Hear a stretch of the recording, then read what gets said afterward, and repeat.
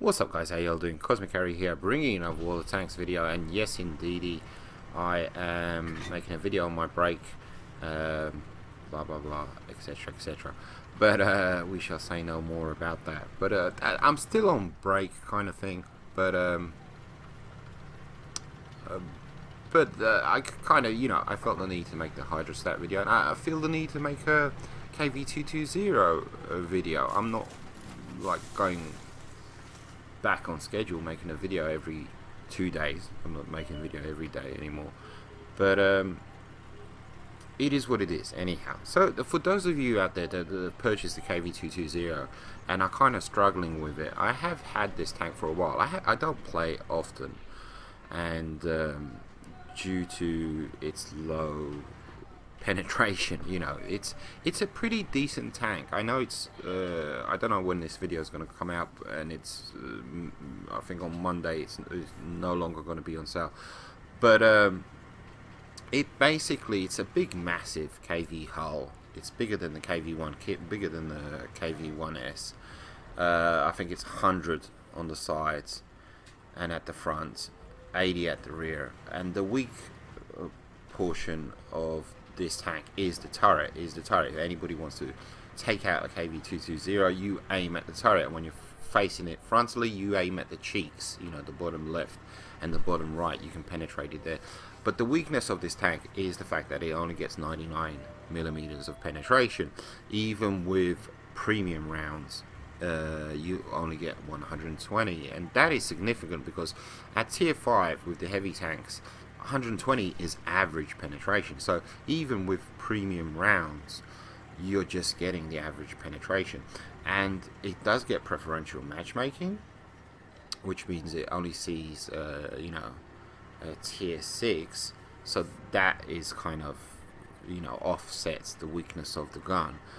But the thing is, tier 6, I've mentioned this before, there's a big leap in penetration with all the different tank types, and average pen of a tier 6 heavy is like 170. So if you're in a game where it's 50-50 tier 5s and tier 6s, half the team is going to have 70% more penetration than than you do.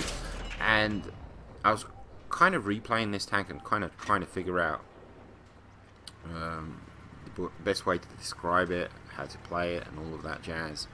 And it definitely is a struggle, and I think the main thinking behind this tank is make the chassis big, and that way that'll attract the shells. That way, the hull will be the meat shield. Everybody will shoot at the hull because it's so big, and they'll get bounce after bounce after bounce, and once they realize, okay, I can pen the turret, I need to shoot at the turret, they'll be dead because you have this quick firing gun basically.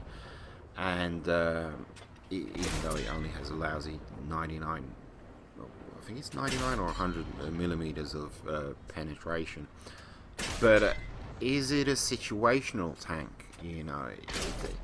It's kind of like, it's the opposite of being a situational tank. You have to kind of create the situations, which is what I'm doing right here. I'm on Proka, and there's 2 pieces of artillery on the opposing side, and I'm on Proka. There's nowhere for me to hide. So what do? I decide to go up to the hill, and I pray that there will be no reds up here, and it does actually work out that way for me.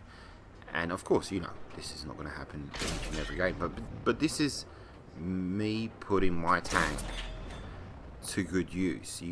I'm hiding my weaknesses. I'm putting the strengths at the forefront. And what are the strengths when it comes to the gun? It is quick firing. So you have Soviet accuracy, and you have really lousy pen. But this is kind of like TD territory. Some TDs have really lousy pen, and I always say it's okay, because if you're not seen, a lot of times you're going to get the sides of the tank, which is what is exactly happening here right now. I'm not lit up.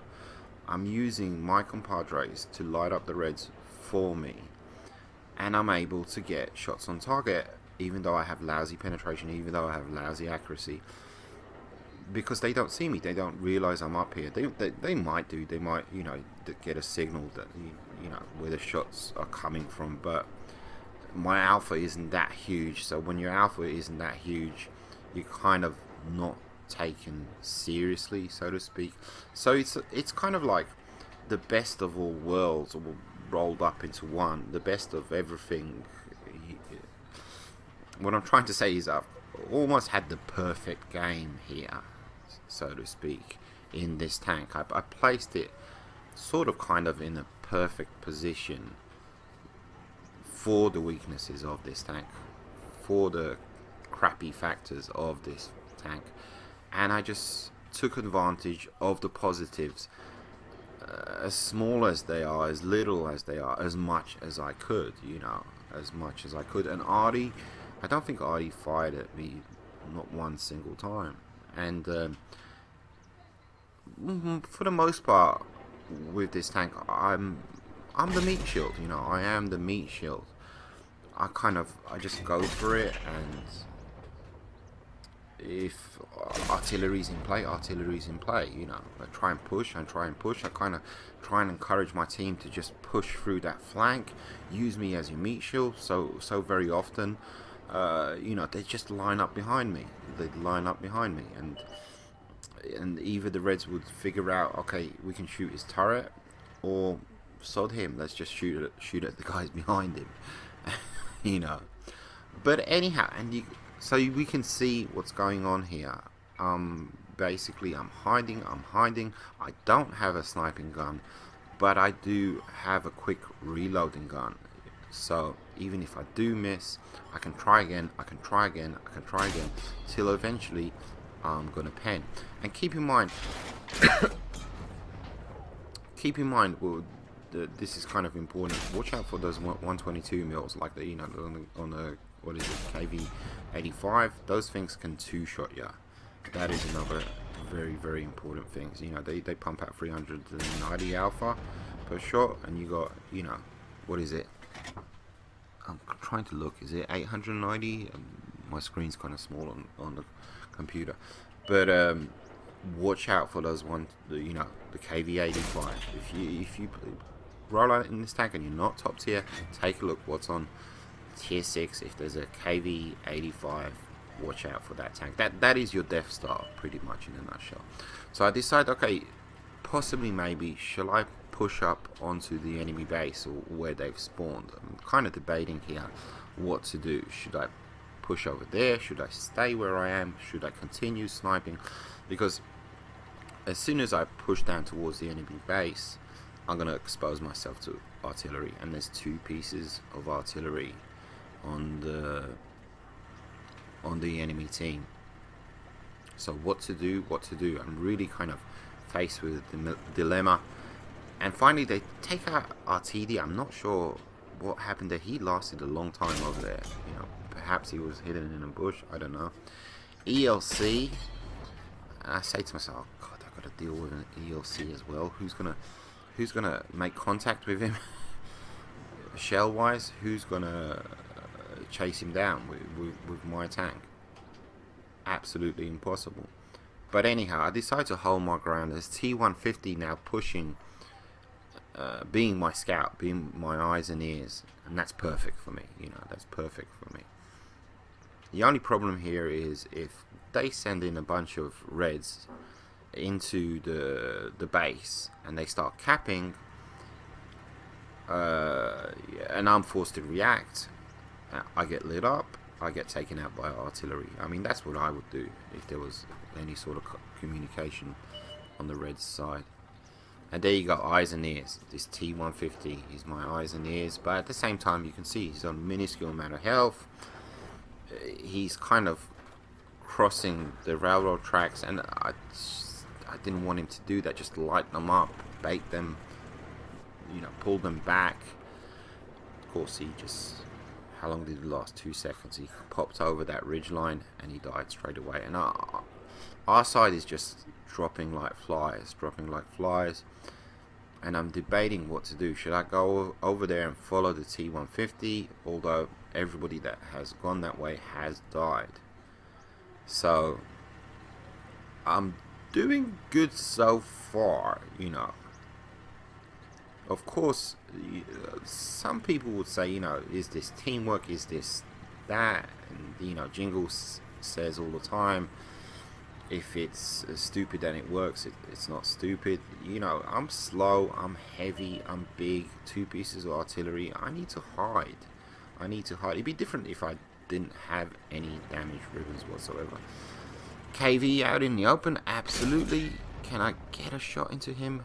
Can somebody take him out? And there we go. Our SU-100 takes him out. He was all the way in the top right hand side, camping. And I thought here, oh, okay, the capturer, the base capper is gone. But no. Looks like there was some kind of coordination on the enemy team. Because as you can see, there's 3 reds on the base. And the TD that was alongside me up here gets taken out.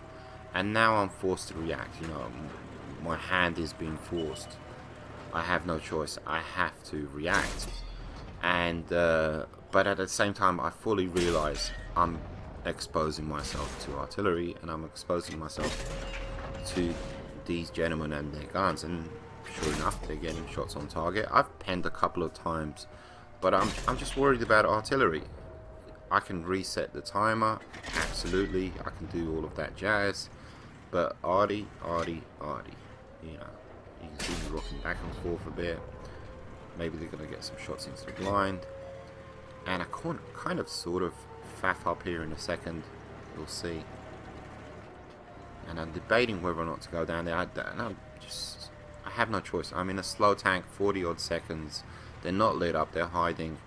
And I thought for a second I was going to drop down here into the ditch, into the valley. And I see a way out. And I decided, okay, go for it.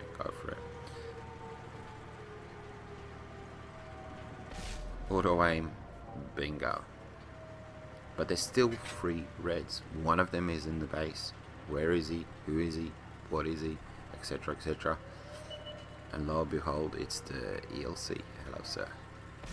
And I said, I just cannot let him go. Stop auto aiming.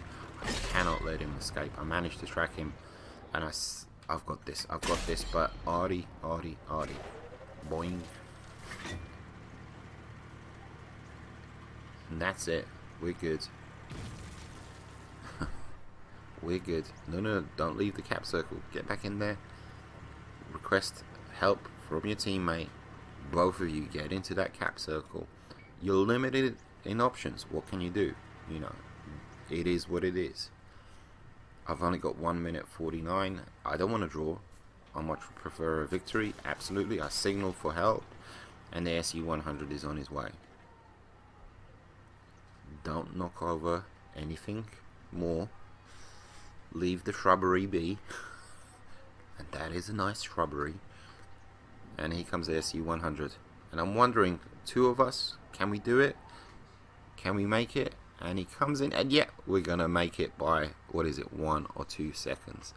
As long as nobody loads up HE, as long as nobody pens us, as long as nobody does anything, fully expecting to already just rain down with shells. Take a look at my ribbons, 16 damage, 2 kills, I'm happy. I played this tank, you know, the best way that I could. I got a result, you know, That 99 pen, the penetration will let you down, and even if you load up premiums, you're running standard penetration of tier 5 heavies, and that's it. Nothing more, nothing less. God help you if you get into a tier 6 game. But it does work. It is a buttload of fun, this tank. I'll leave a link in the description and up on screen at the end. I did manage to get myself a Radley Walters in this tank. Why was that? Because I was top tier, and literally everybody came up to me one at a time, and it was all, you know, tier 5s and pardon me, tier 4s and 3s, the majority, and I managed to get a Radley, and very happy about that. Base capped, good to go, no problema. So, those of you that are out there, you know, don't expect great things for this tank, but it's a decent tank. It's not bad. Take it easy. Adios, muchachos.